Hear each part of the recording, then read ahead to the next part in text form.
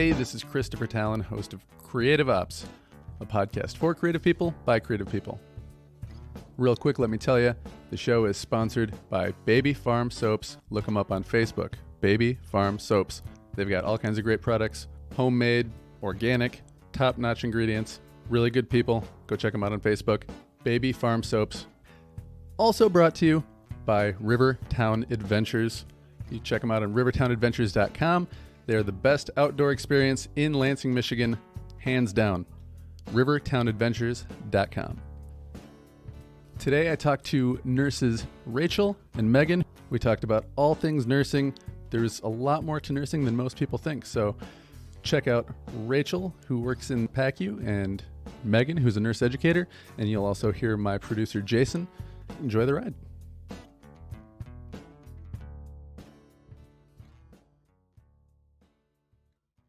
All right. Did you already click? Oh, yeah. I've been recording for 2.5 minutes. Oh, sweet. All right. I'm here with two nurses, Meaghan. Hey. And Rachel. Hi. And we're going to talk about you guys, how you got into nursing, what kind of nursing you've done. And I also want to talk about just the myriad opportunities for nurses, because a lot of people say nurse and they just think, oh, that's the person who takes my blood pressure at the doctor's office, or the person who comes by and says, how's your pain? Have you taken your medicine? But there's way more, as I've learned, goes into it than that. So I kind of want to open that mystery of what goes on there to people. So who's been nursing longer? I don't think we know that. I don't think we do either. I graduated in 2005. Me too. Oh, there we go. Both 15 years. Yes. All right. Well, since you're in management, then I'm going to start with you. Barely. What was your first nursing job right out of college? Oh, gosh. I did 6 to 8 horrible weeks of med-surg nursing at a hospital. Isn't that what she does? In Kalamazoo. No. Aren't you med-surg? No, I'm not. No. And for you guys, med-surg is like, oh, med-surg, but what is that for the... So you kind of, I was also in it's called a float pool. So you bounce all over the place. You don't have a specific floor that you work on. Oh, okay. And that's what they were doing with new grads in that hospital at the time. That sounds mean. It was really mean. And so med-surg is just kind of your run-of-the-mill. You weren't a surgical, you don't have a specialty like cancer or something like that where you go to a specific floor for that. It's just kind of, it's mostly old people, honestly. And yeah, it was awful. Every day I'd go to a different floor and you'd go up to and they were all giving report in one room, and you'd walk in and they say, oh, we have 2 orientees here, who wants them? And they would just be crickets. And so I was with someone that didn't want me. And I was on a different floor every day, and it was real bad. So I lasted 6 to 8 weeks, I think. Wow. And I quit. Hated it. That's all you worked at? I think so. Oh, wow. That one place. I felt like it was a lot longer. It was nights too, right? 3 to 11. No, 11 to 7. 11 to 7. 11 p.m. to 7 a.m. So nights. Yeah. But 8s, which is kind of unusual. But Yeah. I hope. That's something that boggles my mind. People in the medical profession know what's good for you and what's not good for you, but everyone will tell you sleep is really important and staying with a natural sleep cycle, but you can't tell people to stop being sick in the middle of the night. So is night shift nursing just kind of like the place where people cut their teeth and like get a job because they say, well, I had my experience doing that? Or are there people that are like, no, all I want to do is work nights for 30 plus years? There's both of those people. Mm-hmm. Yeah. Mm-hmm. Is there a certain kind of person that's like built for that, or would it surprise you? Like, oh, well, so and so likes Bad to nurses. They're kind of knit mentally as a unstable grandma, ones. and so likes to climb mountains. You know. I think the people I've come across that will be night shifters forever are the people who have lives at home where that schedule works best for them. Yeah. And then I think after that schedule isn't important, it's just, I don't know, they feel comfortable doing that. It's a different pace on night shift too. So Yeah. you trade in sleep deprivation in general, gross feeling is just the busyness of what day shift brings to you, because there's a lot more procedures, visitors, just stuff that happens during the day that doesn't happen at night. Well, probably not as much bosses. now, but Bosses don't round. I would imagine that now it's still kind of a ghost town with like COVID precautions, right? There's not as many visitors in and out, and They're loosening up a little bit, but Yeah. I mean, generally you don't have a ton of visitors at 4 a.m. yeah, So it's that's nice. Yeah, there are some perks, but I certainly don't ever want to work third shift again. true. Was your first job third shift too? Yeah, it was. And isn't then it- my third job was third shift, and that was even better. Isn't it just a priority thing? Like Seniority thing? Yeah. Yeah, basically, anytime you're in a hospital, So here's a tip for anyone who wants to be a nurse. If you are hiring into a job or you're interviewing for a job and they have day shift positions open, that means that they are turning their nurses over so fast that there are day shift positions open. You don't want to work there ever. I say that to any student I come across. So in a hospital, you are going to work night shift because, yes, it's based on seniority. So the more seniority to have. And I think on our floor, it's like 5 years. It's not bad. Oof. When I first started in, it was like 12 to 13 or something you would have to put in, but it didn't end up being that. That's gross. That's We got terrible. lifers on my floor. These old biddies, been nurses longer than I've been on this planet. I'm not even kidding. There's a couple. Like, I'm at my 40-year mark. Time to retire. Legit. Those are the ones that can't use any technology. And they're like, I can't use my phone. Well, I imagine that most things that used to be all paper, a lot of it has switched ever since, well, I guess it was right around the Obama presidency, right? With all the Obamacare stuff, they moved a lot of things from paper to computer, right? I don't know. They were doing that when I graduated. Really? I Moving things started electronic? on paper and then was doing computer charting. So Yeah, I remember paper charting for a couple years, and then we went to computer charting.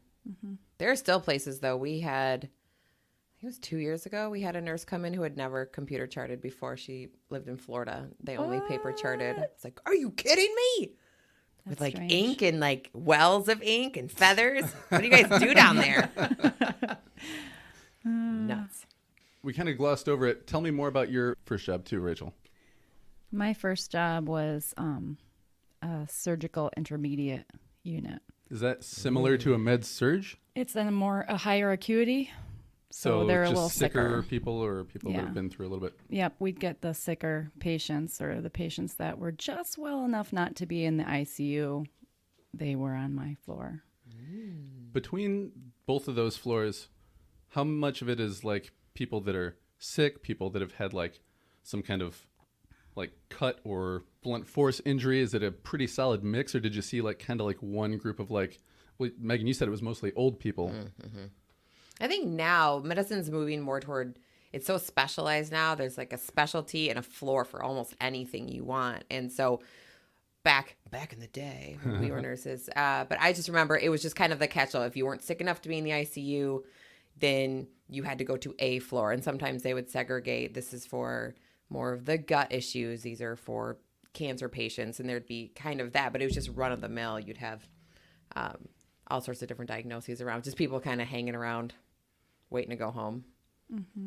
Yeah. And if they got I sick, thought you were going going to say waiting to die. No, I was waiting for that. And it didn't no, come there are up. other places for that. I was going to say that. Specialized places for that. Well, places with higher acuity, then, was there a fair amount of truly life-threatening, like people on the verge? Yes. Yeah, exactly that. I learned a lot there because people were having spontaneous events that required immediate intervention. Yeah. That would be exciting. It was. Well, have you been around people that are like run into a code is when somebody is dying? Like there's somebody's coding. That's just medical term for like they're gonna die. We need to Usually do means they're something. done right? Or what? breathing or their heart's not working. It's one of the two. CPR has been started, or should be. Or should be. Okay, so one way or another, oxygen's Stat. not getting to the brain. Correct. Have you been part of those rushing to save somebody's life moments? Mm-hmm. Does it get easier the more you do it, or does some people naturally go into like, this is where our training kicks in, and they stop thinking about this person's gonna die, and it's just kind of like, almost like putting a puzzle together? Well, hopefully what you hope for is that there is a team in the room that can run the code. Yeah. And most hospitals have a team. So whether you're in the ICU or on a med surge unit, you have a specialized team that comes to help run a code that hopefully feels pretty comfortable doing it. Do you remember the first time that you were like right in front of a patient? This person might not live. I remember a patient's eyes rolling in the back of their head and calling a code. What's that like as a new nurse? The first time you see that stuff, are you thinking, okay, I just gotta make sure I don't shit myself? And Yeah, you basically need new scrub hands when you're all done with it. I can't remember the first time, but I remember it wasn't 100% on my radar. It was almost somebody else was like, yeah, you're gonna need to hit that button because they're dying. Like, for reals? This guy doesn't look so good. You get an intuition after a while if you spend enough time around patients who potentially could do that. And yeah, I mean, I'm in pediatrics, so it's a whole different ball game. But you got to the point where you're like, I'm just gonna hit this for you. Like, we're in trouble here. You're just gonna boop. Just go That's for why it. there's a lot of people around. Yes. Yeah, that patient that I remember wasn't actually my patient. It was a room I had gone into to help that nurse. yeah. You never know. I'm glad you guys seem so calm even just talking about it, because I panic thinking about people being like, I have a really bad cut on my arm, let alone like this guy's dying. At what point in your nursing careers did you kind of think, all right, I kind of know what I want to do? How did you figure that out? Just by watching other people, by process of elimination? Well, I didn't like that place. I didn't like this place. I feel like you kind of know coming out of nursing school if you like adults or kids. There's Yeah. usually, it's an A or a B, and Right. then where to go from there. So I knew I liked pediatrics. I just couldn't get in to a pediatric floor for a while. So I started out doing the med surg thing because that's what they just like push into your brain. I don't think they do it so much now, but like, go get experience in the real world, and then you can find whatever job you want. And so I finally got into pediatrics, and I just stayed put. So I've only had the 2 nursing jobs, and then I elevated into, I mean, it's leadership, but it's this weird middle ground leadership that I'm in. So I don't really make any decisions, but and stayed on the same floor that I'm on. So I've been on my own floor for, I had my 15-year anniversary. So Wow. You did do ER work when you were a tech. I was a tech in Metro's ED for a little, little bit. Cut that. I ain't cutting that. Well, I don't work there now, so I 20 don't think it years matters. ago. I don't think it matters. Okay. And then how long has it been since you ditched the scrubs? Because now you're 5 years. 5 years. Yeah. Okay. Was that difficult at first, or were you like totally ready to be putting on a dress and earrings? And I was excited to not wear scrubs every day. And now I feel like sometimes I want to wear scrubs every day. No, it was 50-50. We had a lot of talks about it. I think life-wise, it was working out. We thought it would be a better decision life-wise for us because calendar, a nurse's schedule is, you have a schedule, but it's a different schedule. And so that gets in the way, especially 12-hour shifts get in the way of a lot of stuff. Like anything you want to do other That has a routine. Yeah. Any of those things. And I'm a nurse educator, so I help with like practice and development, and I could go all into it. But I was a transport nurse before that. So I was the one who got in helicopters and went out to get patients and did all this high acuity crazy stuff. So I went from that to like sitting in an office. So I mourned it a little bit. I still miss the acuity of it, but I also don't miss when I see all the trade emails go out and they're like, well, okay, well, it's time to pick up extra shifts. I'm like, not me. all right, I got to focus in on that part because I had never heard the helicopter part.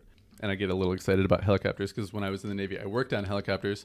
So I've only flown in one time. Surprisingly smooth, right? oh, yes. Once it's off the ground, when it's on the ground, it feels like it's going to fall apart. Yeah, the takeoff and landing is always a little wonky. It's Yeah. pretty I was smooth a in the little- air, though. Oh, it's beautifully smooth. Oh, wow. Yeah. Especially if because have you landed on some tall buildings before? Only helipads. The surrounding hospitals around here only have like ground helipads. We don't really land on anything. There is We have a helipad. There is a yours hospital in the area. Yeah, it's on the top of our ramp. And there's one, I remember there was one downtown that I used to get really distracted when I was taking classes at GRCC because You could got see. distracted? Can you That's believe probably it? spectrums, though. Yeah, and I remember every day we'd be in, I think it was a science class, and everybody would turn and look out the window. The professor's like, "Come on, guys, we've seen this a dozen times." I this don't. week." What is it about that though? Like if you hear a helicopter fly over you, you're gonna look up. I mean, it's just like, is it the Russians? No. Okay, we're good. Well, especially if you're near downtown when it's coming in and landing. I was driving into town the other day and I could see it, and it was trying to land, but there was something keeping it from landing. A drone, possibly. That's what I was wondering, if it was another drone, but it was just hovering. It was just sitting and waiting and waiting. I was like, that is so cool. It is cool. It is cool looking. Yes, very smooth. Yeah. Also deadly. You know. Good. I'm glad you brought it back around because I forgot what we were talking about. Yeah, We're there's talking no- about helicopters. Yeah, you're not gonna survive that if it. Well, if you it fly crashes. below the clouds, so I mean, there's just no time to do No- anything no- other than. Well, and when you fly so low, the turbulence is probably there's not much turbulence like there is when you're flying really high. Right, because we also sometimes would take a fixed wing plane. I did that once, and it was horrible. Horrible turbulence. Kind of a deal where you had a. I'm trying to think what. Oh, that was the movie Airplane. That's a bad example, but they had a sick patient that they needed to transport on the airplane. When I was thinking, I was like, oh yeah, I saw some movie that I was thinking it was going to be a drama, but then Seen it a was like documentary on that. the most Airplane. ridiculous movie of all time. So never mind. I'm not going to go down the airplane. You mean Airplane with Nielsen? Yeah. Leslie? Shirley, you must be joking. No, I'm not, and don't call me Shirley. Those are so good. We have to get this woman to a hospital. What is it? It's a big building with lots of sick people. His humor was just great. That dry sense of humor. Anyways. Did you? This is the last part I'll ask you about Lies. flying up in the air. But do you have to do any special kind of like air crew training? We flew with AeroMed, so they were the flight team, and we were just the medical team. So you have to get flight certified every year. Basically, I call it a 3-hour class on how you'll die in the helicopter, because that's essentially what it is. They talk about unplanned camping trips or what happens to the helicopter when it goes in the water, and you just sit there and you get fitted for a helmet, and you sit there and just learn how you're going to die for 3 hours, and that's it. Yeah. And you're fine. Yeah. Well, I used to talk to a lot of the air crewmen from the helicopters that I used to maintain, and they said, yeah, 9 times out of 10, if a helicopter is going down, you're probably not gonna make it. But every now and then they do have a thing that they practice, and it's insane to watch, where they'll cut the power to the rotor and then they'll just free fall and yank up on the stick at the last second, and it kind of gives them a little cushion right at the last second, and then they do a hard landing. Like the tail goes in first? No, it just the whole thing comes flying out of the sky, and then at the last second, this guy just uses the lift from the fall, pulls up on they call it the collective stick, pulls up on that, and that gives it just enough that it can kind of stop it from slamming full impact into the earth, and then... Well, because that's your best bet, is you have to land flat. Otherwise, if you tilt any other way, those rotors hit, and then you did. Yeah. I think, in theory. I've seen With all the kinds of 3-hour videos training of- you had. I had 3-hour training once a year. Thank you. Oh, I have every year. 15 hours of Wow. training. Big girl. For them to go, you got a big old head. Extra large helmet for you every year. Thank you. All right. So that led you into the educational leadership role. Yes. You started out working nights in the, not med-surg, the surge, no, Intermediate. intermediate. And then what did you go Then to I and got- graduate up to? Then I got married and I moved to Florida, where I did pre-op, post-op, and some medical outpatient. So I prepped people for surgery. I post-oped them if they were going home, and we did blood transfusions and bone marrow biopsies and iron infusions. It was plus I worked part-time. It was a pretty good gig, actually. Yeah. I heard good things about PACU-ish Very good things. sedation. People Yeah. love it. I do. I know. People love it. What is it about it they love? Well, for me, because after Florida, when we moved back to Michigan, I went back and did ICU, which on an acuity adaptable unit. So, Acuity adaptable meaning that we cared for intermediate patients and intensive care patients but also even some med-surg patients. So we'd care for people throughout their degrees of illness. Sounds like that's the place where you were talking about earlier. Well, we got to get rid of this person. Does that kind of feel like a dumping ground sometimes? Well, no, because your patient might start off intensive care and by the end of the day might be intermediate. And the next day they might be a gen med. And if we had room and weren't trying to move people out, to make room for more sick people, they just stayed with us. So it was nice for continuity of care. Oh, that's a big word. It is a big We use it a lot. We use it so much. That's a it's buzzword important. in the nursing world. It's yeah, important. it's really important to see the same faces over and over and have a nurse that potentially knows your story. It's safer and it's just nicer if you even if you were only there for 3 or 4 days, to see the same faces is nice instead of having to bounce around. Good for both parties involved, patient and nurse. Yeah, especially if the patient has an awesome nurse and then all of a sudden they're gone. You're like, what the? Well, and in our world, we try to do that. We call them primary nurses who take care of the same patients. They can request that patient every single time that they work. And then you share the schedule if you have more than one primary nurse. But for pediatric patients, it's like having a different babysitter every single day. Yeah, and it's a intense. new person. And it'd be so intense for those kids. The parents that stay for so long, the ones that are there for a really long time, they all go cuckoo bananas. And their satisfaction scores are always like, I hate you. I'm like, yeah, we can't blame you. It's a different person every single day. Very hard. So Specifically with working with young patients, is there more of a, maternal, or I guess for the male nurses too, paternal instinct to drift that way? Or are there some people who are still just as crabby as the crotchety nurses that you were talking about? it's funny because the longer you're a nurse, if you start talking about, oh, I'm a nurse, and you hang out for a little bit, you can almost pinpoint where they sit, if they're peds or if they're adult. ED nurses, you can spot them coming because they're a special breed. ICU nurses, you can kind of like, oh, you're such an ICU nurse. Pediatric nurses all tend to have, just similar the way you give care and provide care.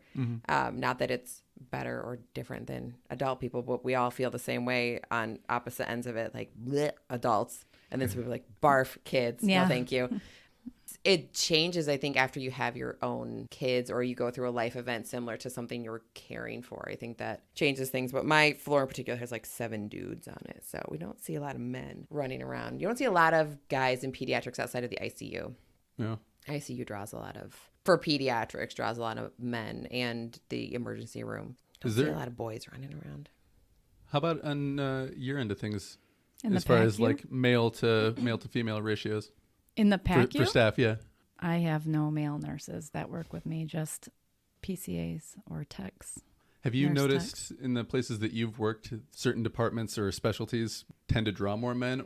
Yeah, it's very much like Megan said, ER, our ICU for sure. I think it ends up being a stepping ground for a lot of people that are going on in school, whether it's to be a nurse practitioner or physician's assistant, or even med school. They might be working there as a tech, but they like the ER, they like the ICU. I would think it's because it's just action-packed. It's the same reason. Save the day. Guys might have more of an adrenaline. Yeah. I think it's the same thing Response. that I mourned, and you probably mourned, was the adrenaline. Yeah. I like to feel hardcore. And in the ICU or in a helicopter, Right, you feel right. pretty hardcore. Yeah. Strut a little bit. Yeah. And you do have a lot of information in your brain when you're doing that kind of care because you learn a lot. Do you ever miss those early jobs with the high intensity, just in the sense of, man, with the experience that I have now and what I know now, I could go back there and kick that place's ass? Or are you like, nope, I'm good with it. Leave it to the new nurses? I don't know if I'll ever go back because of what I know about stress and cortisol levels. Yeah. 100%. I think I probably will just try to find my adrenaline rush in a different way on my own schedule instead of beating it into me on a weekly basis. Take up skydiving or something. Yeah, just the occasional rush would be just fine. But That I is do miss it. That is true in life. Like, I don't get that adrenaline anymore either. We live such pampered lives that you have to actually go pay for it, like skydiving or bungee jumping or something like that. This Good is point. I'm gonna ignore you ladies for just a second. Do you still get an adrenaline rush though before you do a podcast, or is it kind of like, yeah, I've been there now? Not really. It's mostly butterflies, depending on what's at stake. I never really got an adrenaline rush from podcasting. Don't we start picking fights with you before you start? No, Podcasting? that would cause extra cortisol. Then you'll have that middle body fat because you have extra cortisol. Oh, I don't have As any they of that. say. You know, the only adrenaline that I can relate to is when Uber used to surge a lot, and then like you never knew, like you were trying to get that high surge, and then all of a sudden you'd get an insane one, and you're like, That's where the money goes up. yeah, the money. Sorry, well, everyone knows what Uber surge is. Do they? Surge pricing. I think most people know about Uber. They're like, because how many times have you gone downtown? The thing you're done with is done at like 11, and you're like, oh, geez, it's 25. Let's have a drink somewhere and check it again in an hour. But that's kind of gone away. It used to be a multiplier, and sometimes, I mean, I've had 7 or 9 multipliers before, and I just made 300. If this ride, awesome. Even if you don't know where it's going to go, like if it goes far, 20, 30 minutes, I just made $400. But it's kind of gone away a little bit. I would get adrenaline from that and be like, oh, yay. Oh. Or the adrenaline of like someone's back there going, Oh, God. That's bad and adrenaline. you're like, Do you have puke bags in the I back of your do. car? That's I do. wise. yeah, Very I've only had it happen twice out of like 3,000 rides, so it's not bad. But yeah, I Still actually bad when it happens though. it's the worst. Gross. I don't miss the drive, driving drunks around. I honestly don't. It kind of gets old. Especially this time of year when it's coming up on Halloween. Glitter everywhere. That's why you have leather seats. Glitter no and cloth. drunk girls in costumes. Oh, that's not a No, bad thank thing. Oh. If one more It's 'cause they're all drunk short girl in at a hot night. nurse outfit. That's the other thing. How do you ladies feel about having an occupation that gets completely what's the word? Sluttied. Sexualized? Sexualized, yeah. Come Halloween time, like everybody's like, "Ooh, I'm gonna be," I don't know if it's PC to say the slutty nurse, but the Sexy nurse. the sexy nurse. Yeah, there you go, the sexy nurse. And where did that even come from? And I'm A not saying man, I'm not saying probably. slutty nurse. Dudes. Yeah. People used to say, "Oh, I'm going as a slutty nurse this year." I'm like, "Oh, okay." Like that's what girls that I know used to call it. I'm gonna go. They as a slutty called nurse. it that? Yeah. Well, they're whores. Well, any caregiver is turned into a slutty whatever. Teacher. Librarian. Nurse, librarian. Oh, that's true. It's because you guys are disgusting. That's why. The school one is weird though because there's the sexy school No, girl no. outfits too. Like No, it's the teacher because she's like, you've been a bad boy. Yeah. See, and then it'd be, if you flip it for women, it'd be like the responsible man who like made you dinner. Be like, yes, please. Who folded laundry. Yes, I see you're wearing nice clothes. I think You it's smell fresh. I You think it brushed might have your been an teeth? Instagram page. Somebody was like, You brushed your teeth. He's talking. Better don't get Megan going, man. I tell you. What were you saying now? Sorry. I was gonna say I think it's on Instagram, porn for women, and it's just videos of like really muscular guys like doing laundry. Legit. Yeah, or a really muscular guy cradling a baby and like with a sexy like blue steel look on his face. I don't know. I feel like she would like The Rock doing that, cuddling a baby, Or just, shirtless. hey, I sense that you've had a rough day without you having to tell me or cry first. Baby, you just go hang out and I'm going to make dinner. Done. Turned on. That would work for me too if I came home and it was all like that too. Well, it's different But for I'm you home all because day you're a stay-at-home dad, so you're taking care of a lot of that stuff.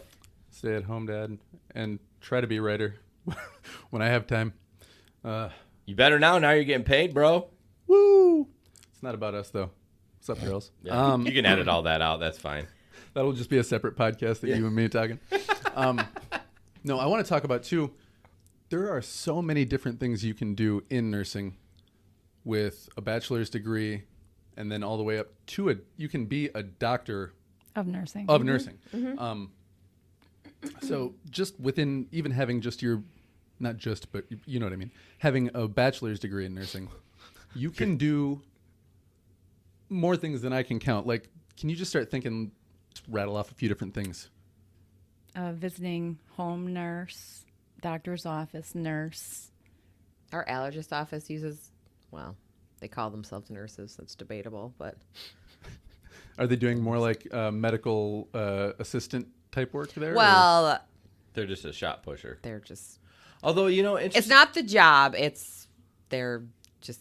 attitudes. Yeah. We were looking at other ENTs, and the one that someone recommended, I looked at, they're all DOs. They're not MDs, which I thought was interesting. I mean, I'm fine with it, but I would have assumed that would be an MD position. Ooh, But I want to ask you guys about that too. Do you see any difference in terms of the approaches DOs versus MDs take, or the bedside manner that MDs and DOs take, or was there a time when there was more of a distinction? I haven't really noticed anything different at the bedside with MDs versus DOs. Because the DO is supposed to have more of a holistic education, right? They incorporate more Eastern-y, holistic-y stuff in their schooling. Like Did they the learn a little bit about chiropractor stuff, and they can crack backs and stuff like that. I think so. did the DOs go to school for 8 years too? Yeah, they're Oh, so legit, like you've just it's the decided to same. go down this path. Because Right. MD is medical doctor and DO is doctor of... osteopathic. Okay, I was going to say obstetrics, but that's not right. That is Sounds not right. I was going to sense, say right? obsessed. I was going to say think I it's can't say that word. osteopathic. Obstetrics. That's No, lady business. That's lady business, yeah. Yes. No, very It different. is? Yes. It's a OB, obstetrics, slightly different education, but obstetrics and essentially the gynecology, same thing. OBGYN. Oh yeah, I guess you're right. Yeah. I didn't know they went to school the same length Oh, of they time. are. Yeah. So, for example, you can have an orthopedic surgeon that is an MD or a DO. Huh. I wonder if they get looked down on because of that. I think heard that that's they did going once. away. DOs were kind of thought to be the Yeah. stepchildren of the doctor community for a while, but not so much anymore. Yeah. Well, my dad was an MD, and I remember him telling my brothers, who are both DOs, it was fine. You know, he didn't care, but it was a culture thing. I don't understand it. I just know it existed, and I don't know how much it really exists anymore. Well, I think it's going away. I think with Eastern medicine being more accepted nowadays compared to like back in the 50s or 60s, that's probably part of like, oh, that's just wackadoo stuff. You know what I mean? Like It's witchcraft. It's witchcraft. We do regular medicine here. We're MDs. Sometimes traditional medicine isn't the way to go. Well, medicine is diversifying. The care providers are diversifying too. So it was just a man's game for a really long time. And then, you started getting women, and then people who actually weren't white were becoming doctors. And so as you roll in more traditions and cultures, I think having more of a mixed bag on your hands is always a good thing. I feel like. Yeah. I hadn't thought about how diversity, might affect medical care, but that's interesting.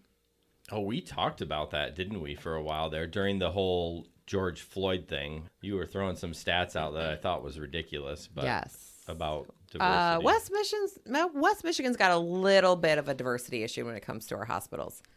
I don't know how your hospital is, but I mean, maybe it's, again, one of those things that is slowly changing. hopefully. I'd like to think so. Still not 100% diversified. It's still mostly white males that you see in the doctors.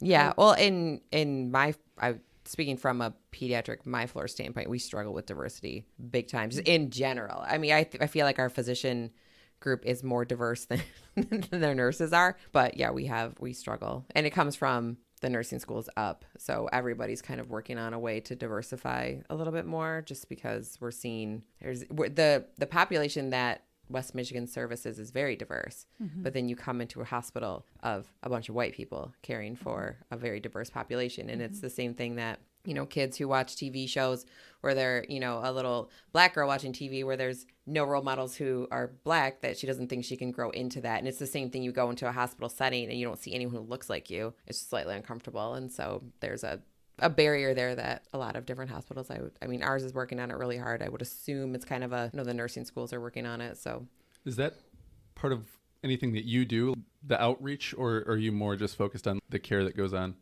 both. I have a personal outreach that I do. It's just been a big topic of conversation. I also, outside of the hospital, I work with Kent ISD they reached out to me. And so we just host a lot of their students. So there's two groups. One is just high school seniors, and then one is just anyone who's not a high school senior in this Health Explorers, I think now. And Sounds like a kid's TV show. it's kind of what it is. So anyone interested in medicine. And so we take on students and they can come shadow and they do all this stuff. It's all on hold because of COVID. The director and I have a lot of conversations about diversifying. Because what they were finding with whichever one were the high school seniors, they take the cream of the crop of the Kent ISD students who are interested in medicine and allow them to do this extra. They get credits for a couple different colleges if they do it. It's this really cool program.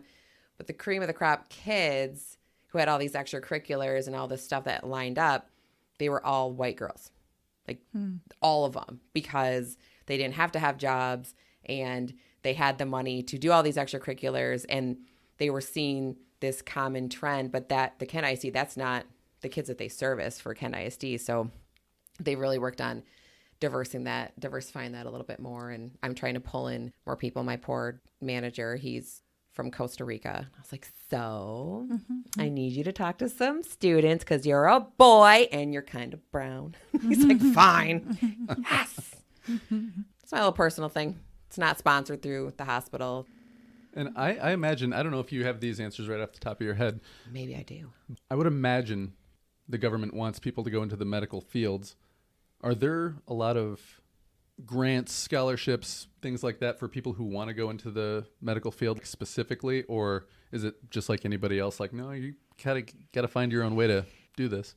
I've experienced things through the hospital that they will, reimburse your education if you sign a contract with them. But I don't know about the government. Do you know anybody? Have either of you done something like that before where like a hospital said, yeah, we'll pay for some or part of your education? I've worked with people who have done that. Mm-hmm. You've done that, or you also just know people who have? No, when I hired in, there was, if you hired in a shortage position, which nursing was, if you worked for 3 years, each year you got up to like $7,500 reimbursed. Oh, so nice. as long as you worked those 3 years, and then I did one terrible semester of grad school, and it was fine. It's just I don't like school. So one semester, and if you did it right for tuition reimbursement, it cost me nothing. Cool. So as long as you paced it correctly, the hospital reimbursed you. But there is a grant that Whitmer just put out for people who want to go to nursing school. I can't remember what it is, but I know one of the techs on our floor utilized it. So she's going to go to nursing school with some sort of grant that's only specifically for people who want to go into nursing. The nurse educator says she doesn't like school. I'm not a good student. You were there. I was a terrible student too, but I loved teaching. I think there's something to people that don't like being educated in the traditional way are not always, but a lot of times better at finding like a different way in than just that everybody listen, I'm talking now, Well, it's a complete digress, but they talk about, I think we talked about that night you came over, how traditional education, this just doesn't fit for everybody. They try to cram everybody in this one little model. And you're all going to be put in a room by age, not ability, and we're going to shoot for the middle and the top, and if you don't fit in one of those, you're kind of going to be lost. Well, that's the best they can do, though, if you think about it. And I'm not trashing teachers because I know how hard it is to do that job. No. It's just, and it's a tough job. It's not a teacher thing. It's an comes from the top down. Yeah, if you've got one teacher to 28 kids, that's hard for anybody. Yeah, but anyways, we can go on and on about that, right? Yeah. Are there big issues in nurse education right now? Either like educating people who are already nursing, because I would imagine it's hard to tell somebody who's been nursing longer than you to change something, or even at the level Change of just the original training, like getting your bachelor's degree in nursing. Have you noticed any maybe shortcomings in the general education system, or is it a pretty smooth transition from college into job? I had a good experience. I think the shortage would be that they need more professors to teach so that we can educate more people to be nurses. Mm-hmm. And we're still have people on wait lists trying to get in. Really? And is there still the demand out there, though? Oh, for sure. Oh, really? The shortage is only growing. Oh, yeah. Is it because all the baby boomers are retiring. So there's more patients. That's the issue. Mm-hmm. Well, and it sounds like, too, there's always going to be places that have high turnover. So there'll always be jobs that are just Band-Aid jobs. They need somebody jobs. real quick. Yeah. Yes. I know that, interestingly, they're changing what they have identified a little bit of a a gap in critical thinking skills not for all new nurses, but they hammer into, taking tests and testing well. Nursing schools want to have these high passing rates of boards. So I don't remember which school it was particular, but I had a tech who was in school, and they had to take this pre-test to see if they would get a predictable good grade on their NCLEX, which is your boards, which makes you an RN. So they had to pass this certain pre-test at a 78% or something, because then that would show that they could have a high likelihood of passing the NCLEX. And she had to take this thing 3 or 4 times. And by the time she was done with that, she had so much anxiety to take her NCLEX that she's like, I'm going to fail it. And I was like, well, that's your school covering its ass. That's all that is. Why do you need a test to show if you're going to pass or not pass your NCLEX? Like, it is what it is. And so they hammer so much task into you. Currently, they're trying to turn things, and they're actually changing the NCLEX for one of the first times and putting more critical thinking questions in there to see if nurses can critically think. Because they need to. They need to. And you can tell pretty much what you do all the time. You'd like everybody to be able to, but especially in a job like that. Well, and we've, at least for my precepting position, which I didn't typically have new nurses. Just new to. What's a preceptor is a... somebody that I always hear that word and I think of the thing that a king holds in his throne. I orient people to the floor. I orient them to the kind of nursing for... She's a trainer. Okay. Specifically reflecting on my time doing that in the ICU. Okay, so you're both in... Bless your heart. You're both educators in some fashion, yeah. Mm-hmm. Well, I think that's what happens during that time, or at least that was my experience, is that you got a good idea on if they had critical thinking skills and then developing them there. And at least the floor that I used to work on really, really put a lot of effort into their education of either new nurses, just new ICU nurses, like a year-long orientation, like 6 months. That's what I was just intermediate. Thinking is how long is it before somebody is on their own? Before you even take an ICU assignment, and then you have, I think, 6 months of ICU. And then you're on your own. Wow. Are there some people that... But they hope it helps retention because these nurses are going to feel confident and do well. Are there people that reach the end of that time and aren't ready, and then do you just keep training them? Do you have to say, like, hey, you got to find somewhere else to work? That's the bane of Meaghan's existence. It's like my daily life. There are people that do not continue on.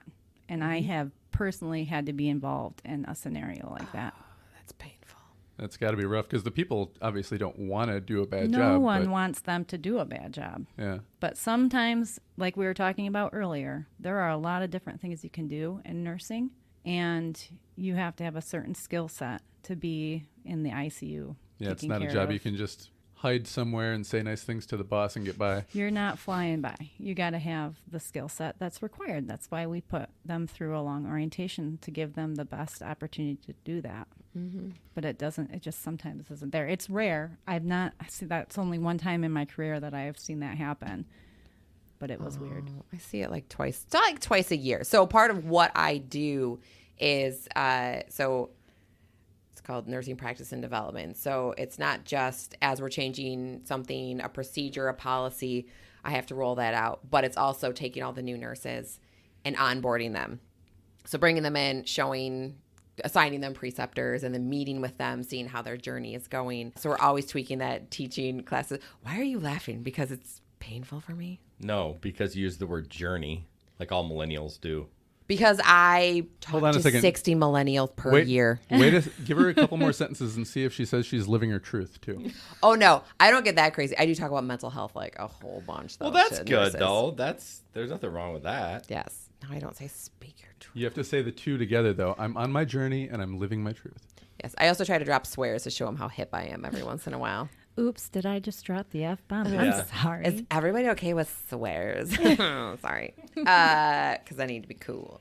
So setting all that up, and then we meet. We actually tier them up. They start, because our floor is a mixed bag. You have like babies that are ready to get chubby and go home, and some that are really, really sick. And so you start with the ones that are just eating, and you work your way all the way up to the sickest of the sick. And so as they tier up, you can start to see like, oh, maybe this isn't for you. Mm-hmm. So there's a lot of different things you can do, but yeah, it is. It's probably a couple times a year where we have some that We've had a few.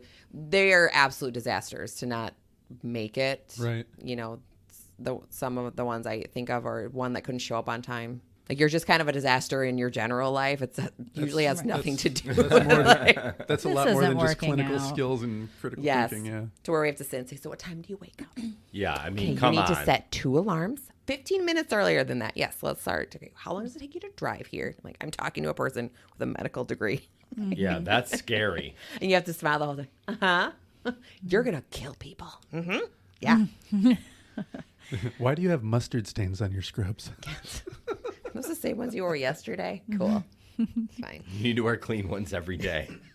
Okay, that's Big the other. girl. That's the other thing I gotta ask. Or boy. I always Sorry. assumed that the hospital gave you scrubs, and it blew my mind when I found out that is not so. So you have to buy your own scrubs. What does a set of scrubs go for these days? Depends on how fancy you want them. I mean, you can get them at Goodwill if you want, but They have to be so specific in color. I don't know. and you guys color code opposite what we do, which I is know. always fascinating to me. It's so weird. Probably $50 a pair, right? For some. That or less. Yeah. I mean, Yeah, 'cause around there. Probably the more expensive ones are more comfortable and soft. They are. They're getting not all soft. Now the joggers are in. Get the cool jogger scrubs. What's a? I want people to see Is that a my brand or shoes. is that a? Well, that's a style of pants. They're cuffed at the bottom. Oh, they're like soccer pants, kinda. Yeah, kind of. They look awesome. All the tiny baby nurses. I'm like, oh, look at you and your pre-baby body. Now I'll notice if my shoe's untied. Yeah. Well, unless you wear those, sorry nurses, those really ugly nursing shoes that look like somebody just completely closed off a crock. Yeah, it's like they're like the Dutch shoes. Yeah, it's like somebody took the wooden shoes and made them leather instead. Yeah. Do you guys wear those? Those kill my feet. I tried. I tried because everyone wants to be in a pair of dance goes when they graduate. That's what it is. Yeah, And except they're I rolled probably- my ankles in dance goes. They're probably like $300. Precisely too. why they're not for everyone. They're supposed to slip off your hair, and I'm like, I don't know. Well, you're a klutz anyway, so true. that's like, okay, tennies for you. Everybody has their I- shoe that they I like. have seen people, more than one person in dance goes lose their Really? footing. Absolutely. Like, the rolling of the ankles is a Yeah. real thing because it's about a 2-inch platform Yeah. on those things. Yeah. You're gaining some nursing height. shoes are a big deal. Do people swear by those, or is it just kind of a fashion thing? Or You is it Probably love them both. or you hate them. Yep. Well, because you're going to stand for 12 hours essentially, so Yeah. you really need to hone in on. If they don't feel good, they don't feel good. I didn't know if it was one of those things where like you'd see a new hire coming in sneakers, see everybody wearing theirs, and then the next day they're like, "Hey guys, I got some cool shoes too." Usually, it I starts mean, going that's around probably like part of it. Yeah. Like wearing the Nikes back in the day when like Nikes were like the thing. and compression hose. There's another tip to young nurses: get your compression Start, socks, girls. Start now. Waist high. You know would what's be sexy? my recommendation. Varicose veins, baby. Those are forever. Is that because of a standing thing? Oh, just for constantly sure. stand, yeah. Constantly. And Oh, then you man. get this constantly standing, walking, and pregnant. I knew the pregnant Double thing. down on that. Yeah. And then holding your pee all the time, and then you just pee every time you laugh or sneeze. That's another episode. Compression stockings. Pain in the butt, worth $1 million. Now they're cute though. They're not the ugly white, god awful things. Well, let's talk more about pee and poop. Could we? Is it possible Oh, boy. to go through your entire career as a nurse and not have to wipe one butt? Sure. Just don't go to the hospital to find a job. Yeah, work at an allergist office. Because I feel like every nurse I've ever talked to is like, it's pretty hard to get around wiping at least one person's butt somewhere in your training or whatever. Training maybe, but even then, like I don't feel like we did those kinds of hands-on things during my clinicals. I didn't change very many beds. I did. Do you have I nurse passed techs meds for or whatever. That's what they do. The nurse tech is there to support the RNs, and unfortunately, that's a lot of the delegated tasks. Like, oh, someone duty themselves. I have to go get a medication out. So Could you find some help help? with that? I'll be right back. That would I don't be my know. only reason to get a degree, so I didn't have to do that. I feel did like not. everyone should do some sort of entry level medicine job before they become a nurse, just for empathy. Yeah, and bedside manner. Yes. You both had said that you worked in a hospital or at least some kind of medical clinical type setting before becoming nurses, or did you do that while becoming nurses, or both? I did that through school. Is it pretty common, or Yeah, I think so. And then when I see students come around, I'm like, get a job in the hospital. yeah? Would you Because both it's- recommend that? Yes. Priceless. It's entry level. You can get a feel for what you like and don't like, and you can actually see what's happening. Some people have this weird idea of what just medical people in general, or nurses do, coming from, the ICU setting in pediatrics. Like, do you hold babies all day? Yep. That's all I do. Rock babies. They either think we rock babies or they all die. Well, it's like in the middle. There's It's in the middle. good days, bad days, right? But yeah, it's a great way. And we identified the techs on our floor who are in nursing school. And man, we sure try real hard. Like, you know what you want to do? Work on this floor. It's super easy. I have 2 right now. They're like, I do want to work here. I'm like, okay, good. You let me know if you have NCLEX questions. I'll help you. So that's probably the closest thing. I would imagine there's no internships for nursing. Like, that seems like the kind of thing you would definitely want to pay somebody to do. Well, they're paid. Or no? Once upon a time, we had paid internships. They call it your internship before you're on your own where I work. Oh, really? Yeah. Same thing, because that's what doctors, they call it interns. You're Call them getting interns when they're paid, still but- getting paid, and they just kind of got to move up the ladder, right? Do nurses do that too? Oh, well, she's an intern. For a year, our nurses have a lot of like extra education. Again, building those critical thinking skills and whatever else they might not have gotten in school. We spend a lot of effort pumping into them their first year. Are they getting education from preceptors? Are they getting education from both people leadership? like Meaghan? Yep, people like Meaghan, other leadership. They would have a team dedicated to those people. Is it a nurse residency program? Thank you. Ha-ha! I was saying internship, and it is. It's nurse residency program. Yes, our hospital's had it for a while, but the pediatric realm hasn't had it. We're in our 2nd year right now, so I'm eyeballs deep in nurse residency. Yeah, it's awesome. It keeps nurses in the career Yeah.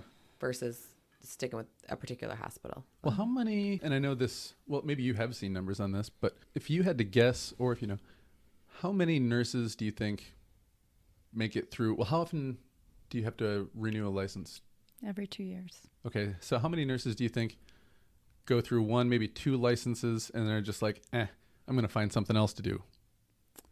I don't know many, but I'm sure that there are some. And I've actually, I do know of one, but it wasn't really like that. That was a job, burnt him out, and he left the profession. And I'm sure there are a lot of people that do that because they, again, either they worked a job that was just so hard or they had no idea for real what they were getting I bet they into. had no idea, and that's why getting a tech job, you're like, oh, I'm learning about this, but this is what it really is like. Yeah. There is so nationwide, there's a 30% turnover of nurses within their first year or 2. They're trying to tease out whether it's 30% of new nurses leave their job in their first year. And then some of that is leaving the profession in its entirety. Some of it's leaving the floor they work on. And you really don't want to see a new nurse leave their... hello. That was a weird noise. It escaped out of you. It did. I was trying to hold this burp in this whole time, but it came out anyway. You don't want to see them leave within their first year. Whenever we have turnover like that, we see I swear we should just start asking people, do you have a boyfriend that lives out of state? You can't work here. Well, out of that 30%, what is the ones that actually just leave for good? That's what I don't know. I don't have the stats on how many leave the whole profession. Because 30%, if that was them leaving the whole profession, seems incredibly high. A third. Yeah. But I'd want to know what the actual... I haven't seen in my career where somebody has left the whole profession.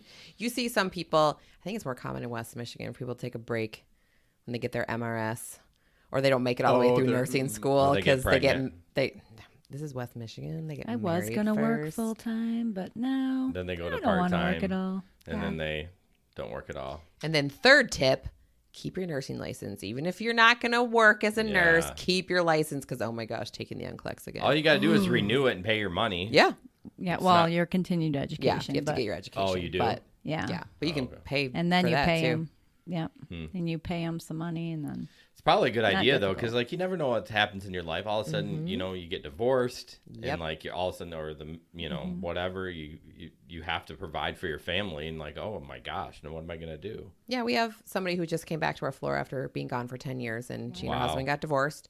They lived out of state. She moved back, and she's like, I want to come back. We're like, cool. Come on back. It's so much better now. Yes. It's exactly the same. I don't know if it's just me, but I feel like a lot of people have this idea that there's tension, if not outright conflict between nurses and doctors. Like doctors are all, oh, you're just a nurse, go do my bidding, and that nurses are resentful of doctors and think that they're overpaid. And is any of that real? Is it just kind of depend on like, well, maybe it's true with that doctor because he's a douchebag or she's a douchebag, equal opportunity. Or do you notice that there's kind of like a culture of like, yeah, sometimes at some places or certain maybe ICU or wherever that there's that tension or no? I think that is a culture, and where I work, I do not sense that like generally, but more individually. Mm-hmm. Yeah. And then you deal with those individuals. And you teach new nurses how to deal with those individuals. Yeah. Or I've even seen residents with their attending physicians deal with those individuals because they know that we're at the bedside and they need us. Mm-hmm. And we need to work as a team or it doesn't work very well. Yeah. Mm-hmm. That's my experience. No, it's exactly the same that I've seen. What about between nurses and nurse techs? Is that what they're called? Mm-hmm.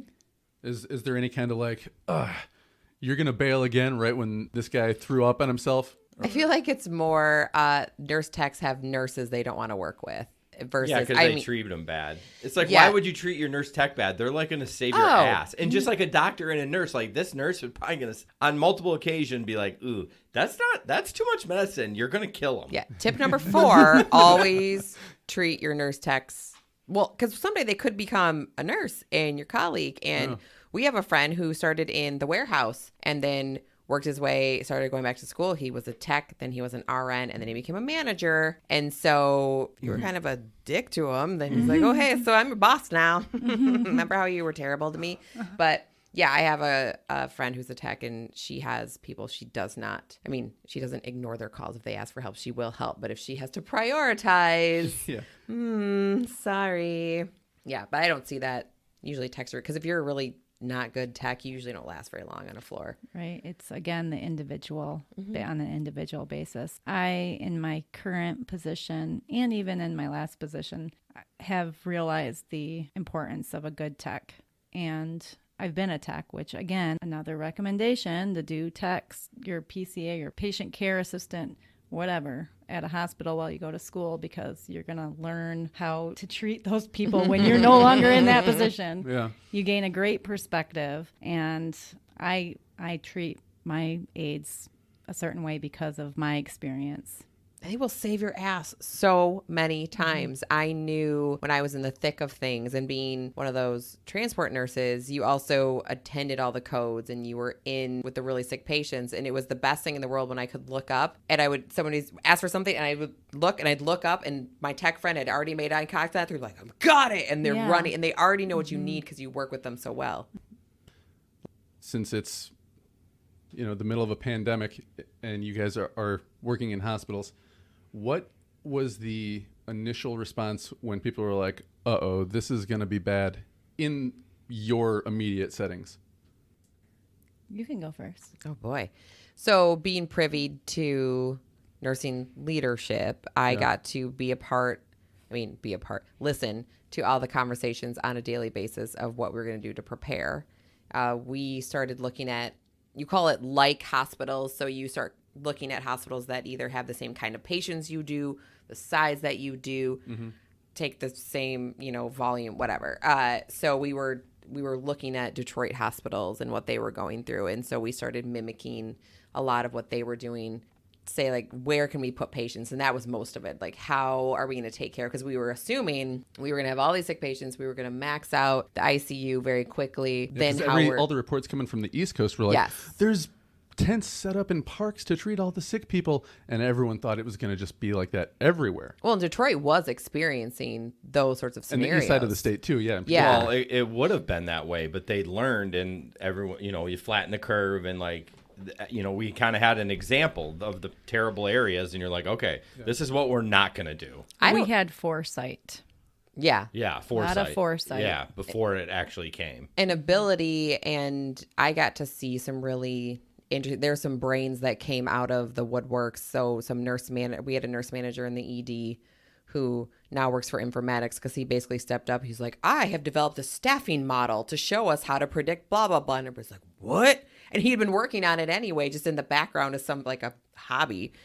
He's like, here it is. And so you could see the prediction models anyway, but he could start to figure out where we could move people. And we were starting to figure out how to train, someone, well, you actually would have had ICU experience, but taking those med-surg nurses and train them up to do ICU. Yeah. So they were just like crash coursing people. So people in my role, we were all getting sidelined to just train. Thank goodness I was in pediatrics. So I was like, I don't know what I'm doing. I just taught about how to put your mask on right. Like that's what I did.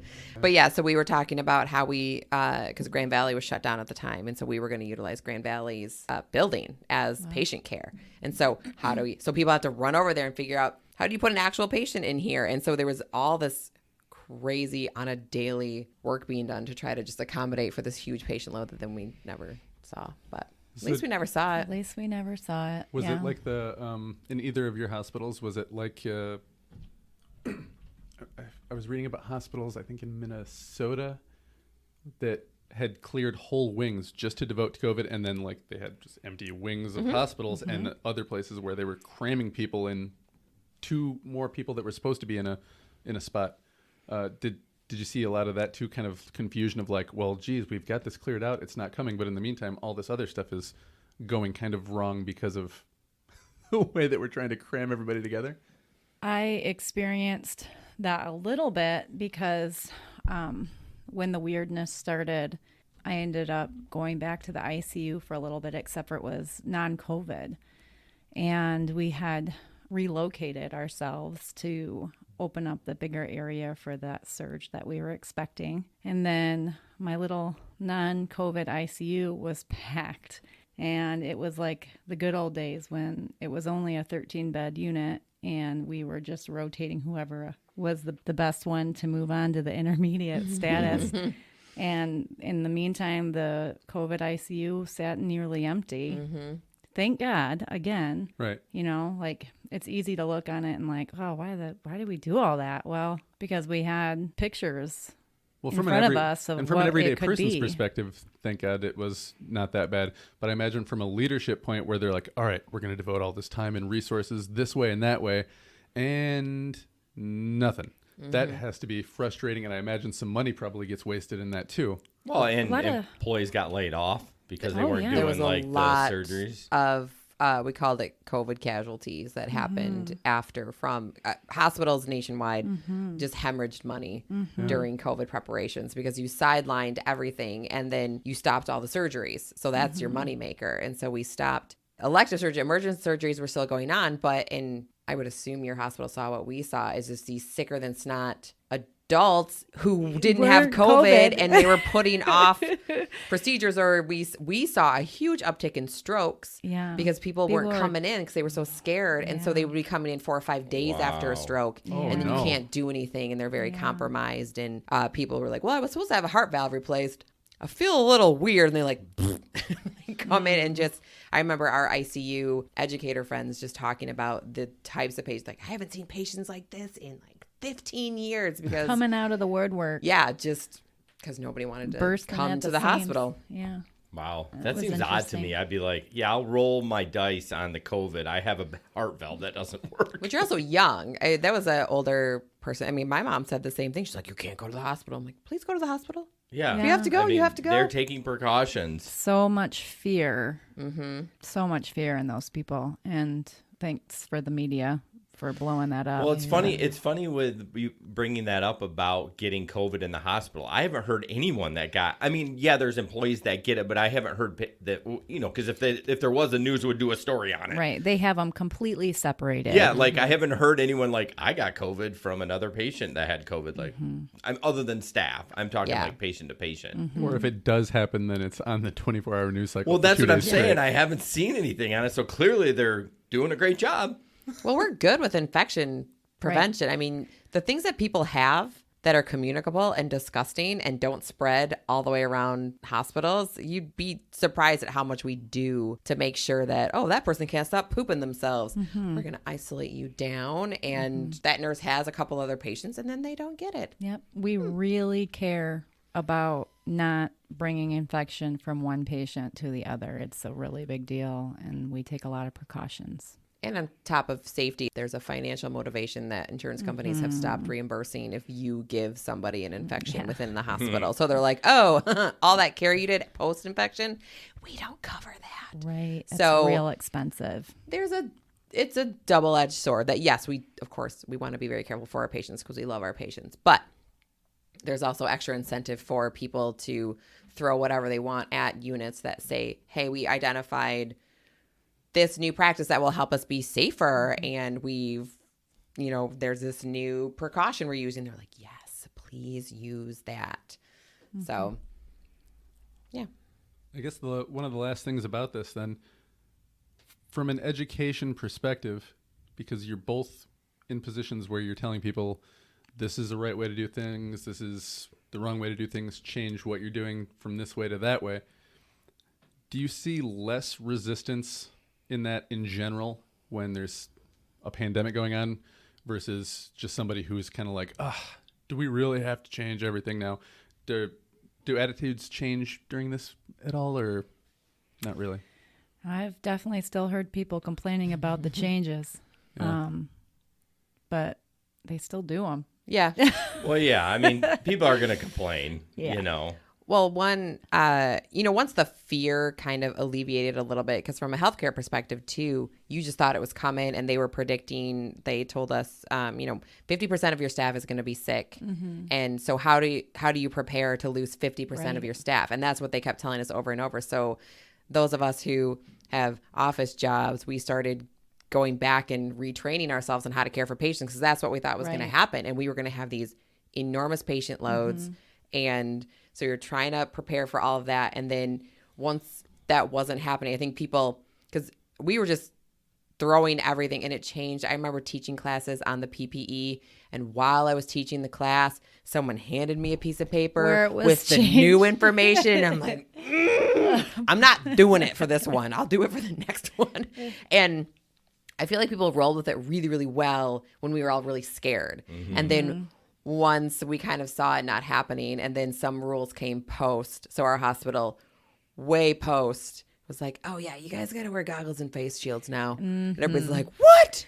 Well, that's why I said to Chris, I'm like, we're not getting less restrictive at the hospital. If anything, it's become more coverage. Which is odd. Well, some Joe Blow or some scientist said this is better, and but what about the month and a half that we just had a face mask on?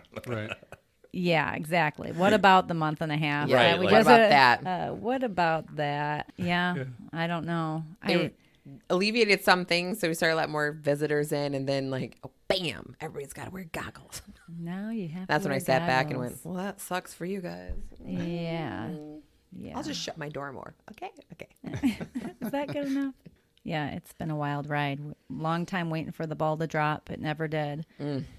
It's been interesting. I've been glad to be part of it. It's been a good experience in a way for me. That's a good positive take from it. Blasted some life into me as far as excitement at work, that's for sure. Yeah.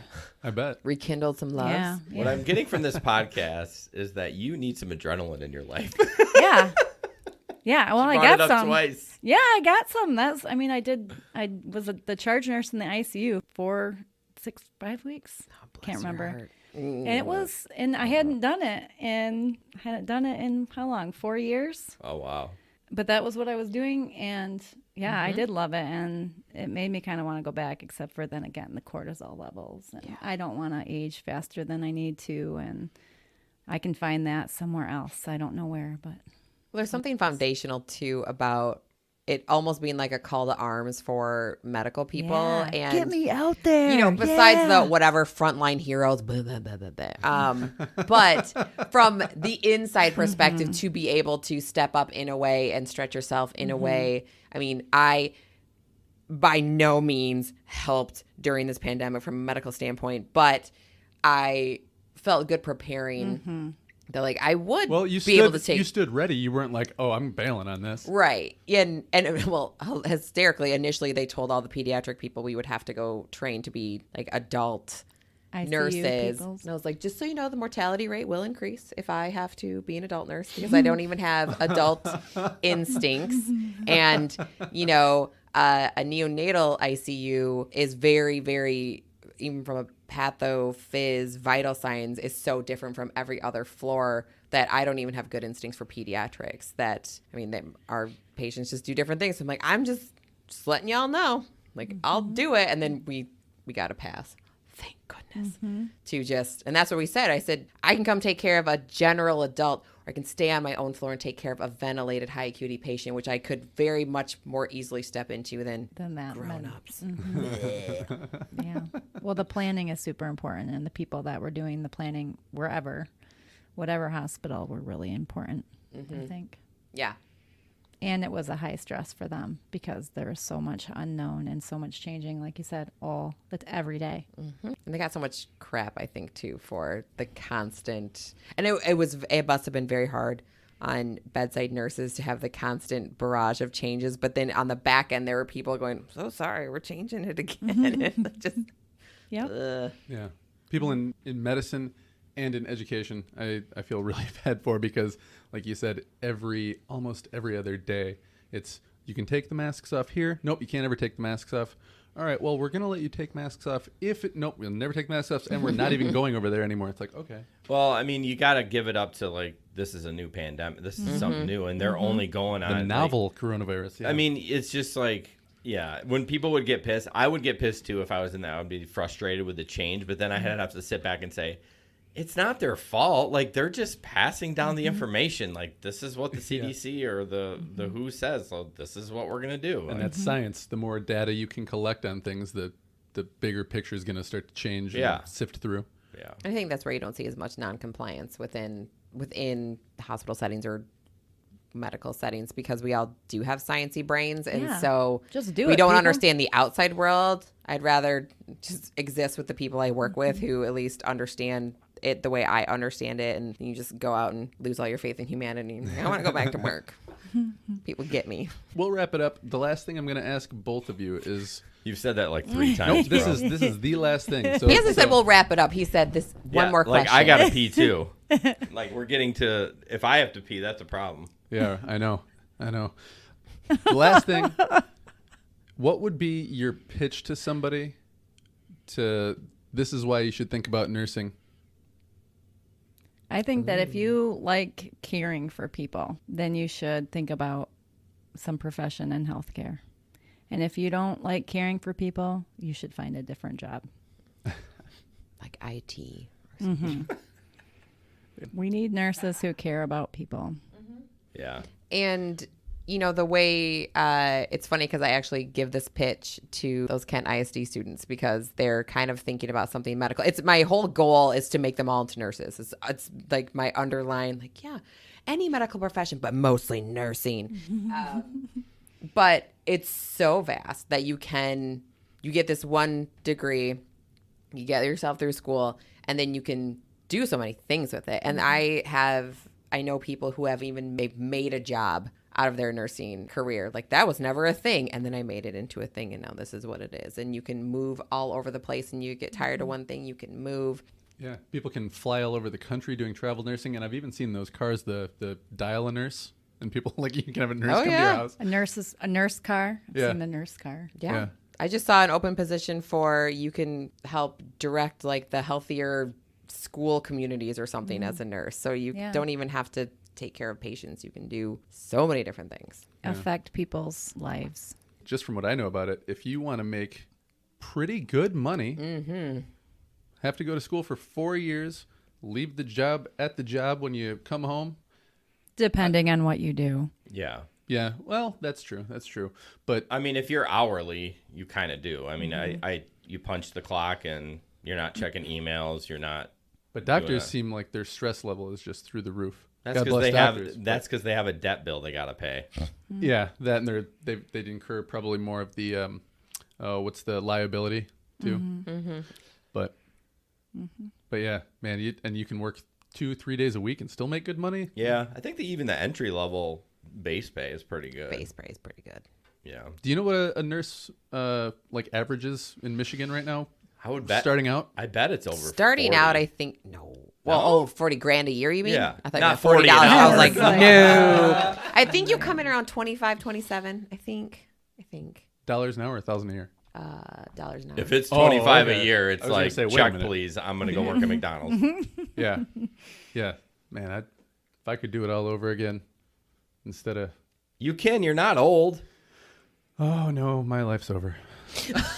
I'm just gonna talk to interesting people and try to inspire other people. You'd be like that quirky tech. I can see you doing tech work. No, I'm cool. I like sitting by you and just talking to the interesting people. Fair enough. Yeah. And cheers to the interesting people. Thank you, ladies, so much for coming on the show. I love talking to you guys. Thanks. Thank you. Hey, thanks for listening to the show. If you enjoy this show and you're thinking, hey, I want to make a podcast too, you can, and there's people that will help you. Hey Guys Media Group, heyguysmediagroup.com. They help me get this podcast going. They help me keep it going. I would not be able to do it without them. heyguysmediagroup.com. Let them help you make your podcast.